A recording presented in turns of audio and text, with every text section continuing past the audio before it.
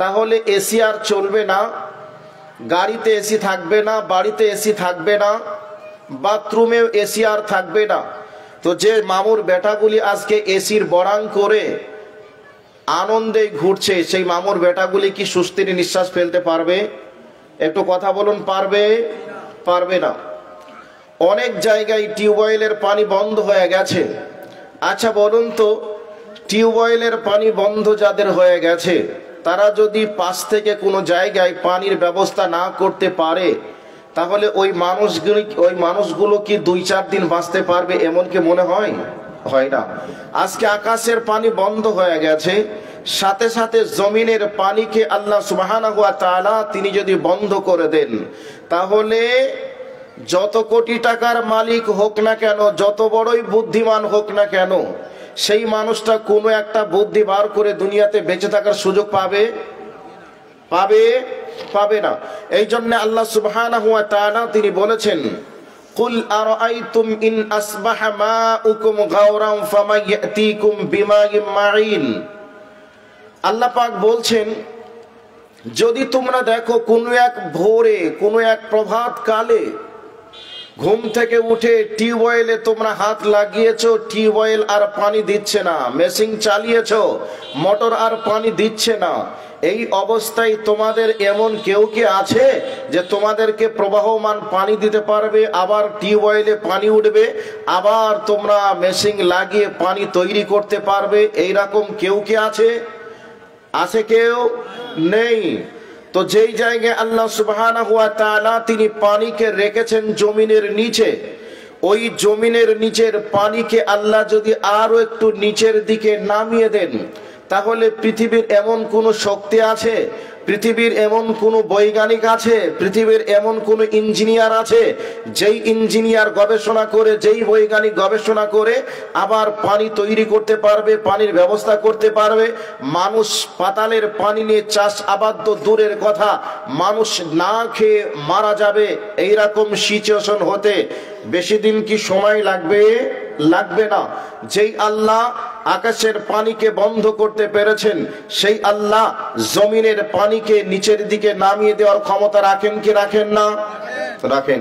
তো যেই আল্লাহ আমাদের উপরে রাগান্বিত হওয়ার কারণে আকাশের পানিকে বন্ধ করে দিয়েছেন, সেই আল্লাহ আমাদের ভালোবাসেন বলে এখনো পর্যন্ত জমিনের পানিটাকে ঠিক জায়গায় রেখেছেন। এরপরেও যদি একটু রাগান্বিত আল্লাহ হয়ে যান আমাদের উপরে, আল্লাহ সুবহানাহু ওয়া তাআলা যদি নারাজ হয়ে যান, তাহলে জমিনের পানিকে একটু যদি নিচের দিকে নামিয়ে দেয়, তাহলে চাষ আবাদ তো দূরের কথা, ভুট্টা আবাদ তো দূরের কথা, ধান আবাদ তো দূরের কথা, পাট আবাদ তো দূরের কথা, আপনি যে একটু পানি পান করে খেয়ে সুস্থির নিঃশ্বাস ফেলবেন, এসি ফ্রিজ থেকে ঠান্ডা পানি তো দূরের কথা, একটু ফুটন্ত গরম পানি খেয়েও যে একটু সুস্থির নিঃশ্বাস ফেলবেন, এইরকম সুযোগ পৃথিবীতে থাকবে না। যার কারণে আমার পূর্বের আলোচক বলছিলেন, ওয়ায়ুরসিলিস সামা আলাইকুম মিদরারা, আমাদেরকে এই সময় ফাকুল তুস্তাগফিরু রাব্বাকুম ইন্নাহু কানা গাফফারা, আমাদেরকে একটাই করণীয় আমাদের করার, সেটা হচ্ছে তওবা ইস্তেগফার। আমরা আল্লাহকে নারাজ করেছি, আমাদেরকে আল্লাহকে সন্তুষ্ট করার কাজ করতে হবে, যেই কাজের মাধ্যমে আল্লাহ সুবহানাহু ওয়া তাআলা সন্তুষ্ট হয়ে রাজি হয়ে আকাশ থেকে আবার পানি বর্ষণ করে এই জ্বলন্ত পৃথিবীকে আবার ঠান্ডা করবেন। যেই পৃথিবী আজকে মৃত পৃথিবীতে পরিণত হয়েছে, যেই পৃথিবী, যেই জমিন গাছপালা তৈরি করবে, সেই জমিন আর গাছপালা তৈরি করছে না। যেই জমিনের উপরে গাছপালাগুলি ছিল, এই গাছপালাগুলি আজকে মৃত্যুর সঙ্গে পাঞ্জা লড়ছে, তাহলে এই জমিন আবার ফসল দান করবে। সেই ফসল নিতে গেলে আল্লাহ সুবহানাহু ওয়া তাআলার কাছে আমাদেরকে ফিরে এসে আল্লাহর কাছে ফিরে আসা, এছাড়া আমাদের বিকল্প কোনো বুদ্ধি নেই। সেই জন্য আপনাদেরকে আকাশে বৃষ্টি বন্ধ হওয়ার কয়েকটি কারণ রয়েছে। তার মধ্যে একটি কারণ হচ্ছে হাদিসে কুদসিতে এসেছে, পৃথিবীতে যখন ব্যভিচার নামক অপরাধটা বেড়ে যাবে, তখন আকাশের পানি বন্ধ হয়ে যাবে। আজকে দুনিয়াতে ব্যভিচারের মাত্রা বেড়েছে না কমেছে? ব্যভিচারের মাত্রা এত বেড়েছে, ভাষায় প্রকাশ করা যাবে না, সশরীরে ব্যভিচার, ডাইরেক্ট ইনডাইরেক্ট ব্যভিচার চলছে। আমেরিকায় একটা ছেলে, আপনাদের পালিগাঁওয়ে একটা মেয়ে, কোথায় আমেরিকা, সেই আমেরিকা থেকে আজকে ইন্টারনেটের মাধ্যমে ব্যভিচার চলছে। ওখান থেকে ব্যভিচার চলছে কিভাবে? ভিডিও কলের মাধ্যমে ব্যভিচার চলছে। আপনার এক পাশে একটা ছেলের বাড়ি আর এক পাশে হচ্ছে একটা মেয়ের বাড়ি। ও এই 200 মিটার দূরে শুয়ে আছে, এও 200 মিটার দূরে আছে। এই জায়গা থেকে ইন্টারনেটের মাধ্যমে ব্যভিচার চলছে। এগুলি হয়তো যারা প্রবীণ মানুষ তেনারা বুঝবেন না, যারা ইয়াং জেনারেশন আছেন তেনারা বুঝেন, তেনারা জানেন যে এই ব্যভিচারটা চলছে কি চলছে না। আজকে মুখের জিনা, হাতের জিনা, আজকে চতুর্দিক থেকে ব্যভিচারে আমরা যেন প্রতিযোগিতায় নেমেছি। এই সিচুয়েশন বর্তমানে চলছে, চলছে কি চলছে না? তো হাদিসে কুদসি প্রমাণ করে ওয়াজাদাতি জিনা মুনিয়াল মাতার, ব্যভিচার নামক অপরাধটা সমাজে যখনই বেড়ে যাবে তখন আল্লাহ সুবহানাহু ওয়া তাআলা আকাশের পানিকে বন্ধ করে দিবেন। এইবারে আমাদের এই রোগের ট্রিটমেন্ট কি? আমাদেরকে ব্যভিচারে যতটা দরজা আছে, গেট আছে, সমস্ত দরজা গেটগুলিকে বন্ধ করে দেওয়া।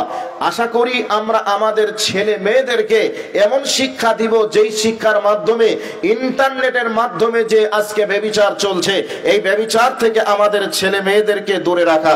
সকলে ইনশাআল্লাহ চেষ্টা করব, বলি ইনশাআল্লাহ। এর পাশাপাশি আমরা আজকে চোখের মাধ্যমে ব্যভিচার করছি। আজকে পর্দা সমাজ থেকে উঠে গেছে। আজকে যে মেয়েটাকে আমার দেখা বৈধ নয়, সেই মেয়েটাকে আমি সশরীরে দেখছি, দেখার পরে আমি আমার কল্পনার দর্পণে দেখে আমি তার সঙ্গে ব্যভিচারে লিপ্ত হচ্ছি। একটা মেয়ে আমাকে দেখা বৈধ নয়, সেই মেয়েটা আমাকে দেখছে, দেখার পরে সেও আমাকে নিয়ে কল্পনার দর্পণে দেখে সে যেন ব্যভিচারে লিপ্ত হচ্ছে। আজকে পর্দা নামক বিধানটাকে তুলে দেওয়ার কারণে আজকে ব্যভিচার নামক অপরাধটা আম হয়ে গেছে, একবারে অ্যাভেলেবল হয়ে গেছে। যার কারণে আমরা চেষ্টা করব আমাদের বাড়িতে 100% পর্দার বিধান চালু করা, বলুন ইনশাআল্লাহ। তাহলে ব্যভিচার নামক অপরাধটা সমাজে বেড়ে গেলে আল্লাহ আকাশের পানিকে বন্ধ করে দিবেন। তাহলে আজকে এই ব্যভিচারের দরজাগুলিকে বন্ধ করার দায়িত্ব কাদের? আমাদের না অন্য কারোর? দায়িত্ব আমাদের। আজ থেকে বন্ধ করার চেষ্টা করবেন ইনশাআল্লাহ। নাম্বার 2, এবারে চলে আসি ইবনে মাজার 4019 নম্বর হাদিসের মধ্যে এসেছে, আল্লাহর নবী জনাবে মুহাম্মদুর রাসূলুল্লাহ সাল্লাল্লাহু আলাইহি ওয়াসাল্লাম বলেছেন, যখন মানুষেরা যাকাত দেওয়াকে বন্ধ করে দিবে তখন আল্লাহ পাক আকাশের পানিকে বন্ধ করবেন। আজ বর্তমান সময়ে যাকাত দেওয়াকে আমরা জরিমানা মনে করি, আমরা যাকাত দিতে চাই না। এরপরেও যারা আবার যাকাত আদায় করে তারা ইচ্ছা মতো যাকাত আদায় করে। কোন জায়গায় যাকাতের অর্থ ব্যয় করতে হবে তার খাত আল্লাহ পাক উল্লেখ করে দিয়েছেন, কিন্তু আল্লাহর দেওয়া খাতগুলি আজকে মানুষের কাছে পছন্দ নয়। যেই জায়গায় আল্লাহ যাকাতের টাকা দিতে বলেছেন সেই জায়গায় আমরা যাকাতের টাকা দিতে চাই না। বর্তমান সময়ে আমরা মাদ্রাসাকে যাকাতের টাকা বন্ধ করে দিয়ে আমরা মিশনকে টাকা দিচ্ছি। যেই মিশনে ডাক্তার, ইঞ্জিনিয়ার, প্রফেসর তৈরি হয়ে আজকে সমাজের মানুষের সঙ্গে রাত দিন তারা আজকে ডাকাতি করছে। আজকে ডাক্তার তৈরি হওয়ার পরে মানুষের সেবা না দিয়ে মানুষের কাছে অর্থ লুটার জন্য আজকে তারা ইনডাইরেক্টলি আজকে ডাকাতি করতে বাধ্য হয়েছে। আজকে আপনি এগুলিকে একটু যদি পরিষ্কার ভাবে বলি, যদি একবারে দিনের আলোর মতো পরিষ্কার করার চেষ্টা করি, তাহলে যারা ডাক্তার আছে তারা আবার আমাদের বিরুদ্ধে ধর্মঘাট করবে।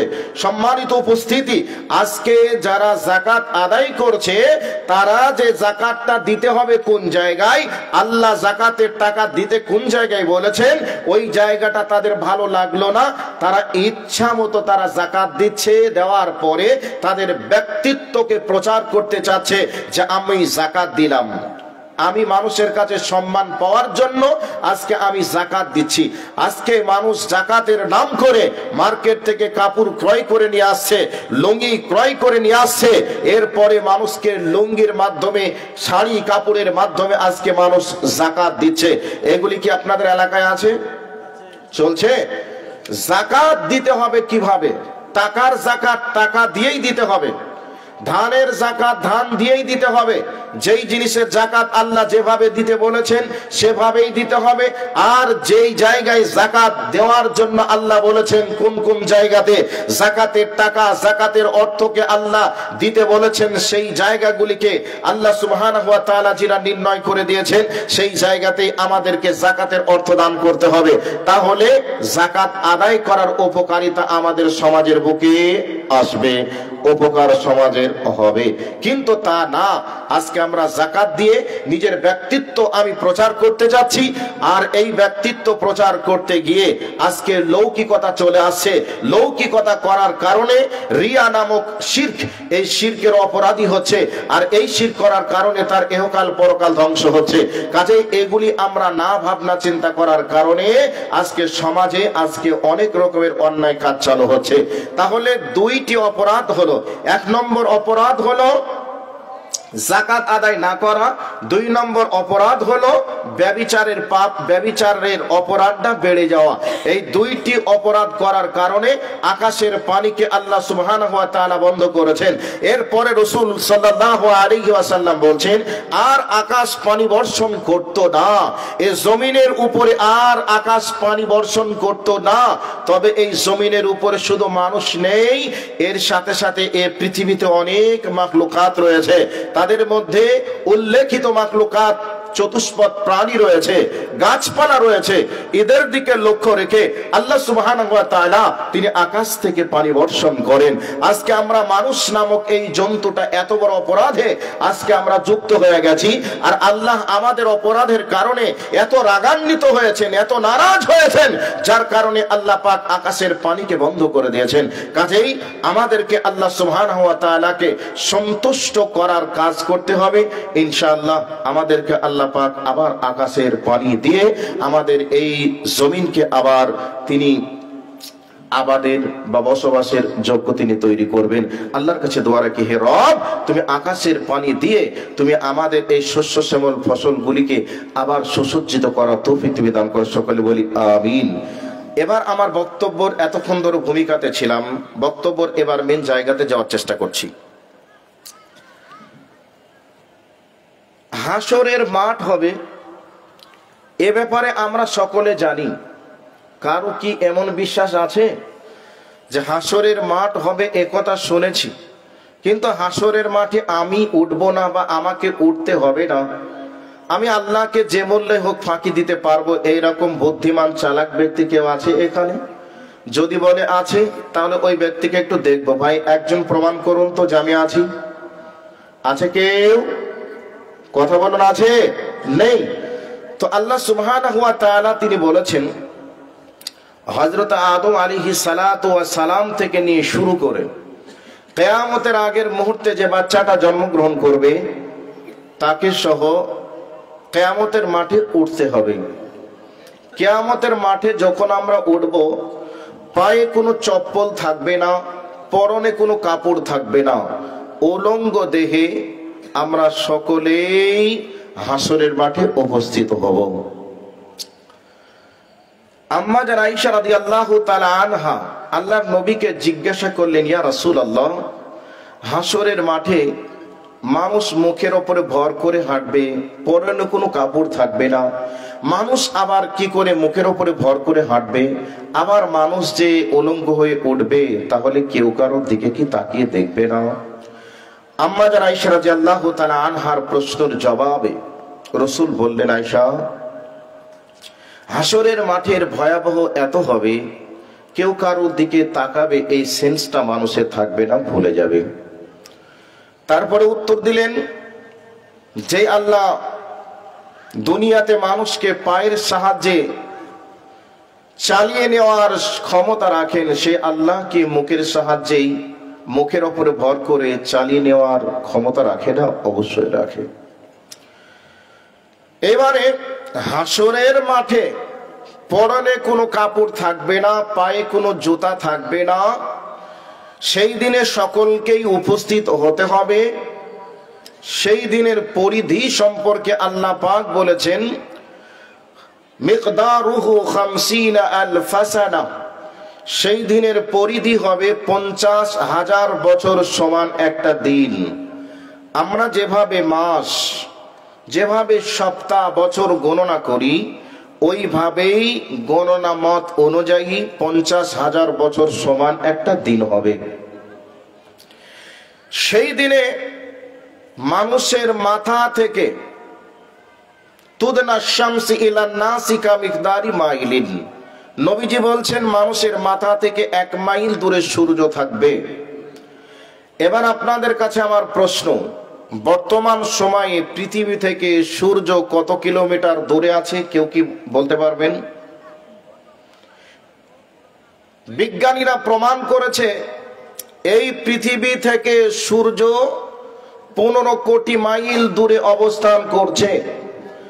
তো 15 কোটি মাইল দূরে সূর্য অবস্থান করার পরেও এই যে বর্তমান সূর্যের তাপ চলছে, এই তাপে আমি আপনি যত বড়ই পাওয়ারফুল হই না কেন, পিচওয়ালা রাস্তার উপরে বেলা যখন 2টা বাজবে, খালি পায়ে 5টা মিনিট দাঁড়িয়ে থাকতে পারবে এরকম সৎসাহসের লোক কেউ দেখান তো একজন আছে? আমি আর যদি কেউ দাঁড়িয়ে থাকে, তার পায়ের তলার চামড়া কি সুস্থ থাকবে না অসুস্থ হয়ে যাবে? সুস্থ থাকবে? থাকবে না। তাহলে কাউকে যদি বলা হয় রাজমিস্ত্রির কাজ করলে 550-600 টাকা মজুরি পাওয়া যায়, তোমাকে 5 মিনিট পিচওয়ালা রাস্তার উপরে দাঁড়িয়ে থাকতে হবে খালি পায়ে, তোমাকে 500 টাকা করে মজুরি দেওয়া হবে, কয়জন দাঁড়াবে বলুন তো? দাঁড়াবে কেউ? দাঁড়াবে না। কিন্তু আল্লাহ রাব্বুল আলামিন বলছেন মিকদারুহু 50 আলফ সানা। আল্লাহ রাব্বুল আলামিন বলেন, বান্দারে কিয়ামতের দিনে 50,000 বছর সমান একটা দিন হবে। ওই দিনে তোমাদেরকে হাসরের মাঠে উপস্থিত হওয়া লাগবে। ওয়ামা হুম আনহা বিগাইবিন। আল্লাহ পাক বলছেন, বান্দা সেদিন অনুপস্থিত বলে কেউ থাকবে না, আর অনুপস্থিত হওয়ার কোনো সুযোগ থাকবে না, বরং সকলকেই হাসরের মাঠে উঠতেই হবে। ওই হাসরের ময়দানে 50,000 বছর সমান দিন হবে। ওই 50,000 বছর সমান দিনে পায়ে কোনো জুতা থাকবে না, পরনে কোনো কাপড় থাকবে না। ওই অবস্থাতে হাসরের ময়দানে উপস্থিত হওয়া লাগবে। বর্তমান সময়ে 15 কোটি মাইল দূরে সূর্য থাকার পরেও আমরা বেলা 2টা বেজে গেলে আমরা খালি পায়ে জমিনের উপরে চলতে পারি না। একতলা ছাদের নিচে আমরা সুন্দরভাবে বসবাস যেন করতে পারি না। যখন বেলা 2টা, 2:30, 3টা বেজে যায়, তখন যদি পাখা চলে, পাখার সঙ্গে মনে হচ্ছে যেন আগুনের ভাপ নেমে পড়ছে। শুধু তাই নয়, রাত 12টা, 1টা পর্যন্ত যেন পাখার সঙ্গে আগুনের ভাপ নেমে পড়ে। পড়ে কি পড়ে না? তাহলে মনে করে নিন, সকাল 6টায় সূর্য উঠছে, সন্ধ্যা 6টায় ডুবছে। তাহলে এই 12 ঘন্টা সূর্য তাপ দেওয়ার কারণে এত যদি কষ্ট হয়, এত যদি সমস্যা হয়, আর এই সমস্যার হাত থেকে বাঁচার জন্য আমরা যদি গাড়িতে এসি লাগাতে পারি, বাড়িতে এসি লাগাতে পারি, বাথরুমে এসি লাগাতে পারি, তবে যেই হাসরের ময়দানে আমাকে আপনাকে 50,000 বছর সমান একটা দিনে থাকতে হবে, ওই দিনের ব্যাপারে আমাকে আপনাকে কিছু ভাবা লাগবে কি লাগবে না? কিন্তু ওই দিনের ব্যাপারে আমরা সেই রকম কোনো ভাবনা চিন্তাও রাখি না। আলেম ওলামারা যদি কোরআনের এই আয়াতগুলিকে, নবীর এই হাদিসগুলিকে বলে, তাহলে আলেম ওলামাদের এই হাদিসগুলিকে নিয়ে বর্তমান সময়ের মানুষ কিছু অবজ্ঞা করার, তাচ্ছিল্য করার চেষ্টা করে। যেদিন মরবো সেদিন দেখা যাবে, যেদিন হাসরের ময়দান হবে সেই দিনে দেখা যাবে, তার আগে ভাবনা চিন্তা করা যাবে না। যার কারণে আজকে বর্তমান সময়ে যে যেভাবে পারছে সে সেভাবে উপার্জন করে দুনিয়ার শেষ সীমাকে অতিক্রম করার চেষ্টা করে। একতলা বাড়ি ছিল 2তলা করা লাগবে, 2 তালা ছিল 3 তালা লাগবে, 10 বিঘা মাটি ছিল 15 বিঘা করা লাগবে, এর প্রতিযোগিতায় লেগেছে। কিন্তু যেই জায়গায় 50,000 বছর সমান একটা দিন দাঁড়িয়ে থাকতে হবে, ওই জায়গার ব্যাপারে আমাদের কোনো ভাবনা চিন্তা নেই। তবে বন্ধুরে, 50,000 বছর সমান দিন হবে, শুধু ওই দিনে একজনের জন্য একটাই দিন হবে এমনটা নয়। যদি কোনো ব্যক্তিকে হাসরের ময়দানে আল্লাহ 2 দিন আটকে রেখে দেয়, তাহলে এই দুনিয়ার গণনা মতে 1 লাখ বছর আপনাকে হাসরের ময়দানে থাকতে হবে। যদি আপনার বিচার 3 দিন পরে হয়, তাহলে এই দুনিয়ার 1.5 লক্ষ বছর পরে আপনার হাসরের মাঠে বিচার হবে। তাহলে এই ব্যাপারটা ওই ব্যাপারের সঙ্গে বর্তমান সিচুয়েশনকে, ওই আখিরাতের বিষয়টাকে নিয়ে একটু ভাবনা চিন্তা করলে কেউ কি আর রাতের বেলায় আল্লাহর ইবাদত না করে ঘুমিয়ে থাকতে পারবে? বন্ধুরে, আপনাদেরকে এই বিষয়ের কথাগুলি একটু একটু করে বলার চেষ্টা করি, এবার শুনে নেন। আল্লাহ সুবহানাহু ওয়া তাআলা সূরাতুল হজের মধ্যে ওই জন্যই বলেছেন, হে পৃথিবীর মানুষেরা, তোমরা ভয় করো সেই দিনকে, যেই দিনে আল্লাহ পাক প্রচন্ড একটা ঝাঁকুনির বিনিময়ে এ পৃথিবীকে লন্ডভন্ড করে দিয়ে আখিরাতের দিন, কিয়ামতের দিন তিনি অনুষ্ঠিত করবেন, তৈরি করবেন। সেই দিনে সিচুয়েশন কত খারাপ হবে আল্লাহ পাক বলছে, বান্দা, সেই দিনের পরিস্থিতি এত ভয়াবহ হবে রে। সেই দিনে একটা মা তার বাচ্চাকে দুধ পান করায়, কিন্তু সেই দিন তার মা বাচ্চাকে ভুলে যাবে, দুধ পান করার কথা ভুলে যাবে। শুধু তাই নয়, আর একটা সিচুয়েশন হবে। সেই সিচুয়েশন হলো, একটা মায়ের পেটের ভিতরে বাচ্চা আছে, ওই বাচ্চা যে কখন গর্ভপাত হয়ে যাবে, বাচ্চা যে কখন জমিনে পড়ে মা মা করে কাঁদবে, মা টের পাবে না, মা বুঝতে পারবে না। 3 নম্বর সিচুয়েশন, 3 নম্বর পরিস্থিতি তৈরি হবে হাসরের ময়দানে। একবারে 18 বছর, 20 বছর, 22 বছরের যুবকগুলি একেবারে বৃদ্ধে পরিণত হয়ে যাবে। সেই দিন মানুষগুলি বিক্ষিপ্ত পতঙ্গর নেই হয়ে যাবে। ভাইরা আমার, বন্ধুরে আমার, ওরে আমার আম্মুরে, খালারে, বোন রে, এবার আল্লাহ সুবহানাহু ওয়া তাআলা মায়েদের ব্যাপারে এমন কথা কেন বললেন? এবার আপনাদেরকে 2টি জিনিসের ব্যাপারে একটু বলার চেষ্টা করছি, ভালো করে কান করে শুনে নেন। কোন পরিস্থিতি হলে, কোন সিচুয়েশন হলে মা তার বাচ্চাকে দুধ দেওয়ার কথা ভুলে যেতে পারে? কোন সিচুয়েশন হলে বাচ্চা জমিনে পড়ে যাবে, মা বুঝতে পারবে না? কোন সিচুয়েশন হলে? এবার আপনাদেরকে একটু বোঝানোর চেষ্টা করছি। বর্তমান সময়ে যারা দার্শনিক তারা গবেষণা করে বলেছেন, যারা ডাক্তার তারা গবেষণা করে বলেছেন। এবার গবেষণাটা কি? একটা মানুষের দেহে 32টা হাড় যদি ভেঙে দেওয়া হয়, 32টা হাড় ভেঙে গেলে ওই মানুষটা নিস্তেজ হয়ে যায়, ওই মানুষটা চলাচল গতিহারা হয়ে যায়। হয়ে যায় কি যায় না?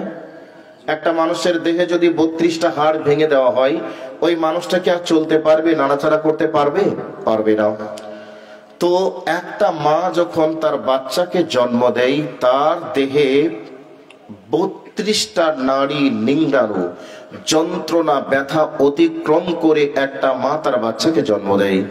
যখন মা তার বাচ্চাকে জন্ম দেয়, মা তখন গতিহারা হয়ে যায়, নিস্তেজ হয়ে যায়।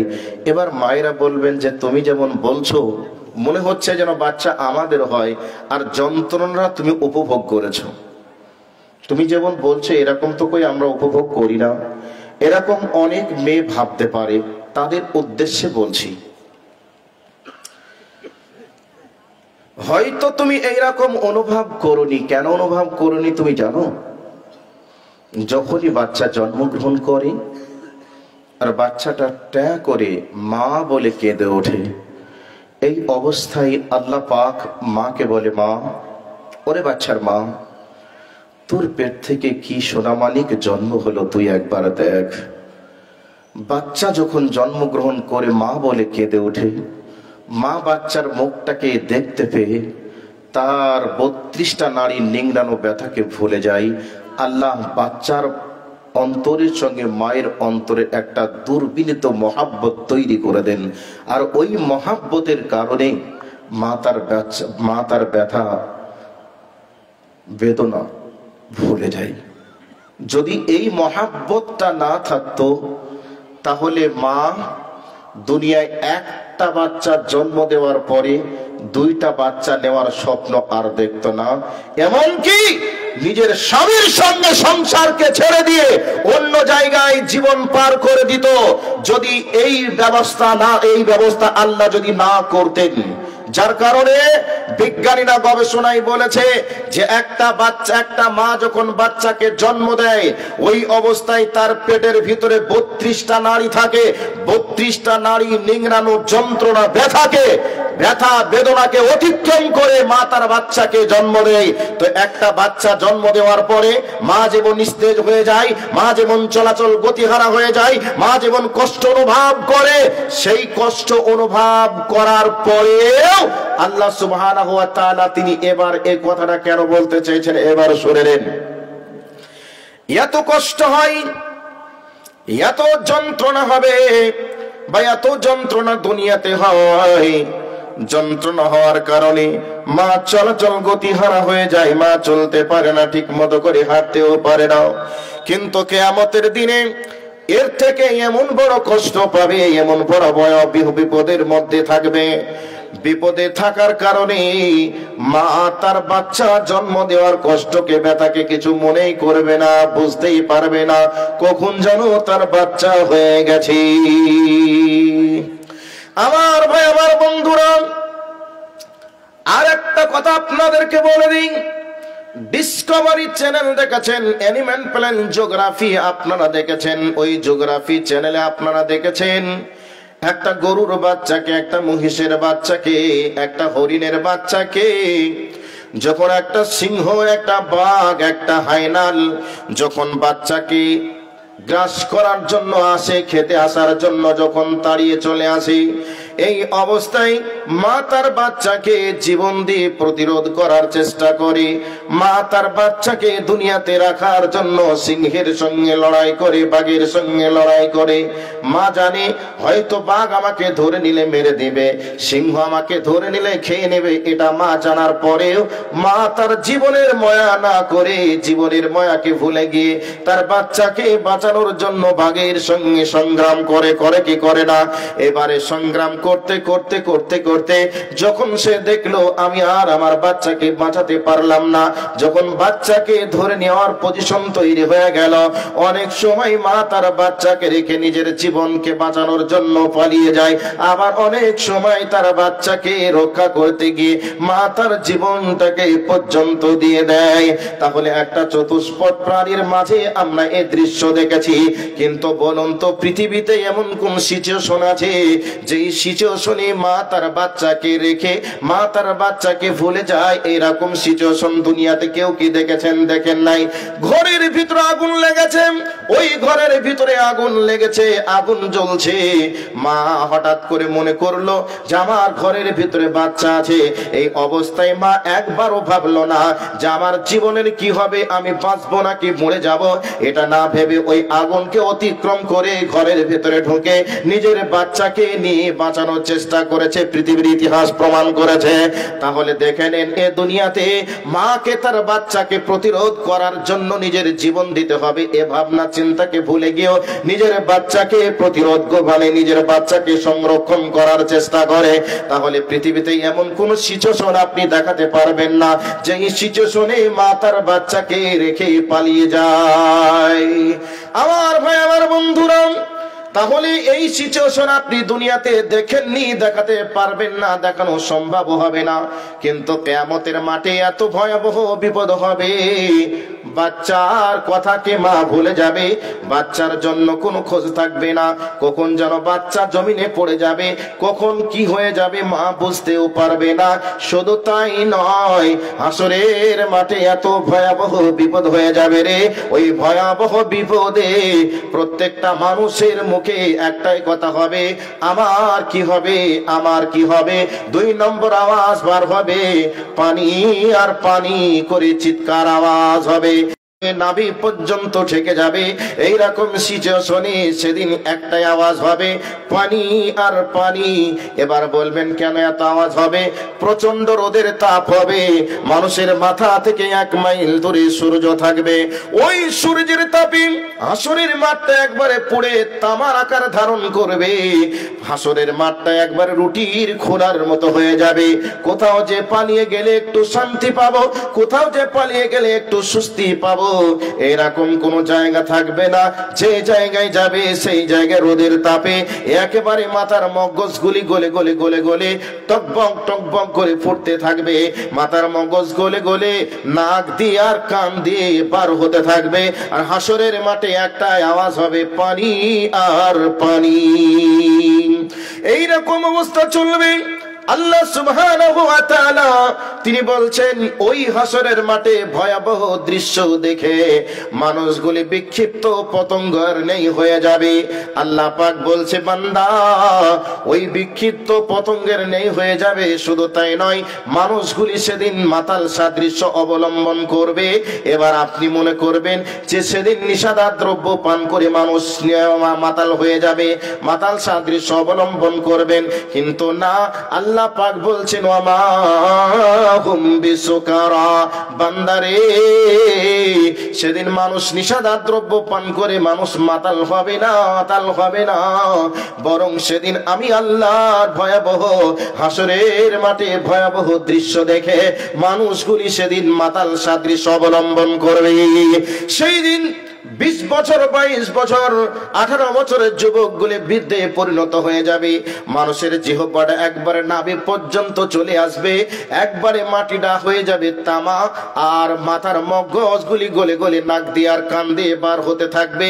এইরকম পজিশন যখন তৈরি হবে, মানুষ সব কিছুকে ভুলে গিয়ে শুধু এক ঢোকে মানে এক চুল্ল পানির জন্য মানুষ সেদিন ত্রাহি ত্রাহি করতে থাকবে। কিন্তু ওই ভয়াবহ বিপদের দিনেও আল্লাহর নবী জনাবে মুহাম্মদুর রাসূলুল্লাহ সাল্লাল্লাহু আলাইহি ওয়াসাল্লাম বলেছেন, সেই দিন প্রচন্ড রোদের তাপ থেকে বেঁচে যাবে 7 শ্রেণীর মানুষকে আল্লাহ আরশে আজিমের নিচে ছায়া দান করবে। সেই দিনে আল্লাহ রাব্বুল আলামিন যেই সিংহাসনের উপরে বসে বিচার করবেন, ওই সিংহাসনের নিচে 7 প্রকার ব্যক্তিদের জন্য নবীজি স্পেশাল কোটার ঘোষণা করেছেন। তার মধ্যে একটি হলো, বন্ধু যারা যুবক আছেন তাদেরকে বলছি, নবী আমার বলছেন, ওরে যুবকের দল, শাবুন আশাফা ইবাদাতিল্লাহি, নবী আমার বলছেন, ওরে যুবকের দল, তোমরা যদি যৌবন কালটা তুমি আল্লাহর ইবাদত করে আল্লাহকে দিতে পারো, তাহলে তোমার রব তোমার উপরে খুশি হয়ে স্পেশাল একটা ছায়ার ব্যবস্থা তোমার জন্য রেখে দিবে। এবার যারা বৃদ্ধ হয়ে গেছেন, যারা যৌবন কালকে অতিক্রম করে চলে এসেছেন, তারা মনে মনে দুঃখ করবেন, মাওলানা যদি এই হাদিসটা আগে জানতাম, তাহলে যৌবন কালে ইবাদত করে আল্লাহকে রাজি করে নিতাম, তাহলে ছায়া পেতাম। তাহলে এখন তো আমাদের আর কোনো কিছু করার নেই, তাহলে আমরা কি ছায়া পাবো না? তাদের জন্য একটা পয়েন্ট আল্লাহর নবীর পক্ষ থেকে দিয়ে দেই। নবী আমার বলছেন, ওর রাজুলুন মুআল্লাকুন কলবুহু ফিল মাসাজিদে, নবী আমার বলছেন আর একটা স্পেশাল কোটা থাকবে, যেই ব্যক্তিদের অন্তরের ভিতরে আল্লাহর ঘর মসজিদের ভালোবাসা থাকবে, ওই ব্যক্তিগুলোদের জন্য আল্লাহর নবী বলছেন কিয়ামতের মাঠে তাদের জন্য একটা ছায়ার ব্যবস্থা থাকবে।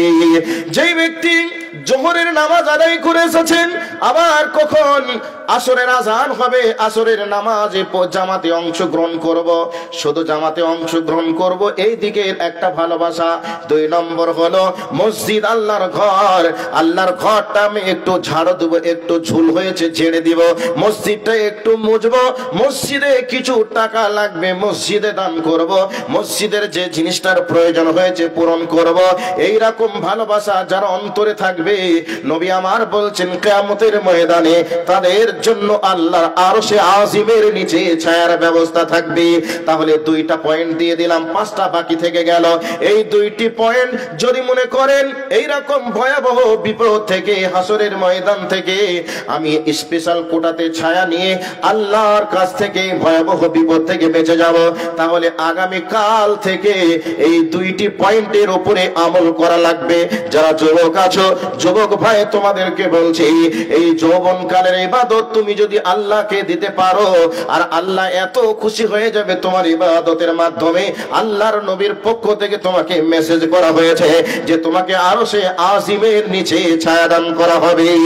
আর যে বাবাজিরা আছেন সকলের উদ্দেশ্যে বলছি, আগামী কাল থেকে মসজিদের ভালোবাসা অন্তরের সঙ্গে লাগিয়ে রাখতে হবে। মসজিদ আজান হবে, নামাজে যাব, মসজিদে ঝাড়ু দেওয়ার প্রয়োজন হয়েছে ঝাড়ু দিব, মসজিদে টাকা লাগবে, কি করা লাগবে, এ ব্যাপারগুলি ভাবনা চিন্তা করা লাগবে। যেভাবে আপনি পারবেন সেভাবে আপনি সাহায্যের হাতটাকে বাড়িয়ে দিবেন, তাহলে নবীজির হাদিস অনুযায়ী আরশে আজিমের নিচে আপনি ছায়া পেয়ে যাবেন। তাহলে এই ভয়াবহ বিপদ থেকে বাঁচার জন্য দুইটি পয়েন্ট আপনাদেরকে শুনিয়ে দিলাম। আল্লাহ রাব্বুল আলামিন বলছেন, ওই হাসরের ময়দানে ভয়াবহ দৃশ্য দেখে সেদিন মানুষগুলি মাতাল হয়ে যাবে, সেন্সলেস হয়ে যাবে। শুধু তাই নয়, এই ভয়াবহ বিপদের দিনের কথা যদি একটা একটা করে পয়েন্ট করতে লাগি তাহলে টাইম অনেকটা পার হয়ে যাবে। এবার আপনাদেরকে বলছি, আল্লাহর নবী জনাবে মুহাম্মদুর রাসূলুল্লাহ সাল্লাল্লাহু আলাইহি ওয়াসাল্লাম বলছেন, হেরে আমার উম্মতের দল, কিয়ামতের মাঠ যেদিন অনুষ্ঠিত হবে রে, সেই অনুষ্ঠিত হওয়ার দিনে লা তাজুলু কাদামা ইবনু আদম হাত্তা ইউসালা আন খামসিন আন উমরিহি ফিমা আফনাহু। নবী আমার বলছেন, কিয়ামতের ময়দানে আল্লাহ রাব্বুল আলামিন বিচার করবেন। ওই বিচারের ময়দানে প্রত্যেকটা বান্দাকে 5টি করে প্রশ্ন করা হবে, আর ওই 5টি প্রশ্নের যতক্ষণ অ্যানসার না দিতে পারবে, যতক্ষণ উত্তর না দিতে পারবে, ততক্ষণ একটা পা সামনেও আগাতে পারবে না, পিছনেও পৌঁছাতে পারবে না, স্টিল নাও এক জায়গায় দাঁড় করিয়ে রাখা হবে, এক জায়গায় দাঁড়িয়ে রাখা।